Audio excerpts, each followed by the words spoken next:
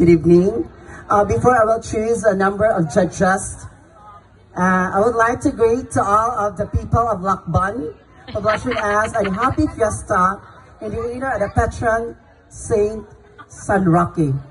San Roque siya rin, ma'am? Yes. Okay, ladies and gentlemen, good evening. The judges. Number 3. Number 3.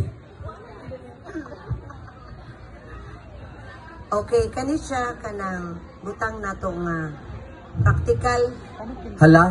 nga pangutana nga dala pong nasa gamay nga kanang ato sang pagtulunan og atong huna-hunahon jud pag-ayo.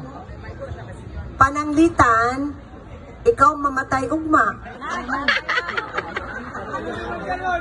Nganong dili man karon be? Okay, ladies and gentlemen, good evening. Okay, candidate number 6. Ang pangutana sa itong imong gi-choose nga judge number 3, kung ikaw kuno mamatay ugma, ngano dili magkaron be? Ngano dili magkaron? Okay, ladies and gentlemen, good evening. In my 23 years of existence in this world, I would like to thank all the following for myself, especially God, because ladies and gentlemen, ang Ginoo ra dyan naghawig sa aking kinabuhi. When, where, and what. But the question is, this is the question, and I will follow my answer.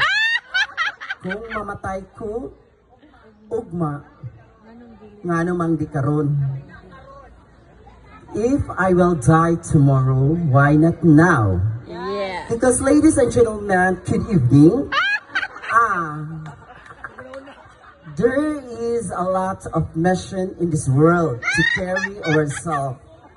Dili kay ang imong pagpuyo diri sa kalibutan is importante kaayo kada usa nato. Kay each of one have their own mission in ourselves.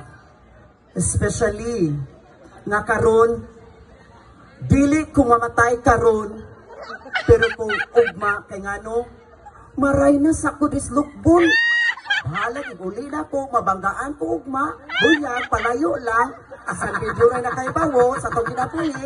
Pero, kung saan ako ang corona, guru, usa mo, maugma ko madidbol or whatever, unsa na pangutaha. Because, ladies and gentlemen, good evening.